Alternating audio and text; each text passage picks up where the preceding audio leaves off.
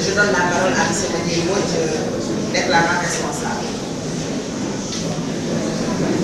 Après cette brillante entrée en matière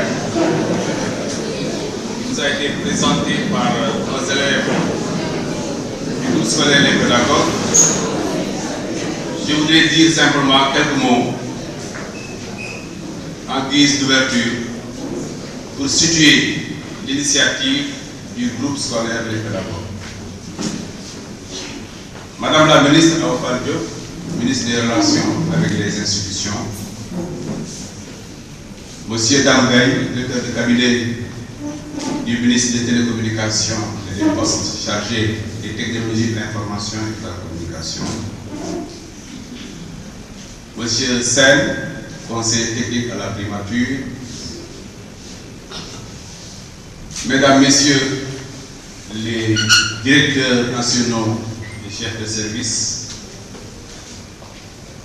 Messieurs les présidents des associations de parents d'élèves des établissements du groupe scolaire des pédagogues, chers élèves, chers collègues, distingués invités. Aujourd'hui, 15 décembre et demain 16, ont lieu les manifestations célébrant le 20e anniversaire du groupe scolaire des pédagogues. 20 ans d'existence au service de l'école et de l'éducation au Sénégal. Le groupe scolaire des pédagogues a été créé en 1986 à l'initiative d'enseignants et d'enseignantes du public et du privé qui exercent à tous les niveaux du système, du préscolaire à l'enseignement supérieur, et qui ont décidé d'apporter leur contribution au développement économique et social du pays dans leur domaine premier de compétences, c'est-à-dire le secteur de l'éducation. D'abord sous la forme d'un GIE, un groupement d'intérêt économique, le groupe a évolué à partir de 1988 avec divers établissements qui ont été mis en place au Parcelles Assainies, ensuite à Grand-Yoff et ailleurs, jusqu'en 2000 pour changer de statut et se transformer en SARL, Société Anonyme à Responsabilité Limitée, avec le développement de ses activités. Nos objectifs se résument essentiellement en 4 points. C'est d'abord contribuer à l'atteinte de l'objectif de scolarisation universelle dans notre pays.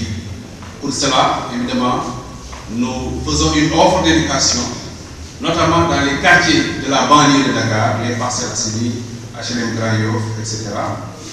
Nous nous investissons dans le domaine des constructions scolaires pour justement renforcer cette offre éducative de proximité. Deuxièmement, nous voulons contribuer à promouvoir un enseignement privé laïque de qualité.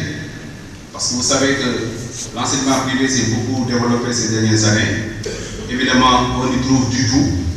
Et le défi des pédagogues, c'est de dire qu'il est possible, avec l'expertise nationale, avec l'engagement de patriotes, de promouvoir un enseignement privé laïque qui soit de qualité et qui soit accessible aux populations des quartiers populaires.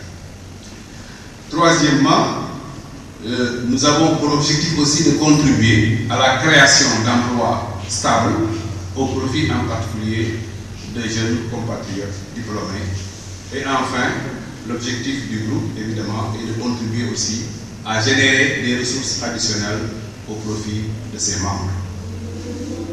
Nos établissements que nous avons mis en place depuis 1988, il y en a qui sont, j'allais dire, la propriété du groupe lui-même, notamment le collège moderne 3e millénaire, qui est le premier établissement que nous avons implanté au Parcelles Assainies en 1988, sous le nom de groupe scolaire des pédagogues. Il y a eu la dénomination, le changement de dénomination par la suite. Après, c'est un collège donc, qui va de la 6e à la terminale, enseignement moyen général et secondaire général et technique. Toujours au Parcelles Assainies. Et le groupe scolaire des pédagogues qui qui a été mis en place en 1995 aux HLM de la avec différents cycles, élémentaires, moyens et secondaires, là aussi général et technique.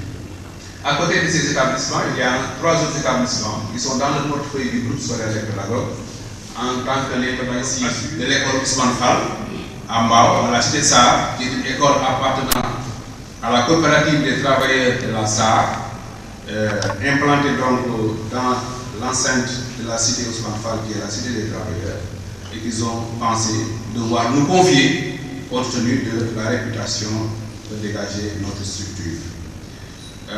De même, au Parcelles Assainies, il y a l'école Télizy, qui est une école élémentaire, qui nous a été confiée par un compatriote malien, qui en est le propriétaire, le déclarant responsable. Et le 3e établissement que nous avons à charge depuis la dernière rentrée scolaire est l'institution préscolaire de Diatou, sise à la cité Sofrim. Cela témoigne de la confiance d'un certain nombre de partenaires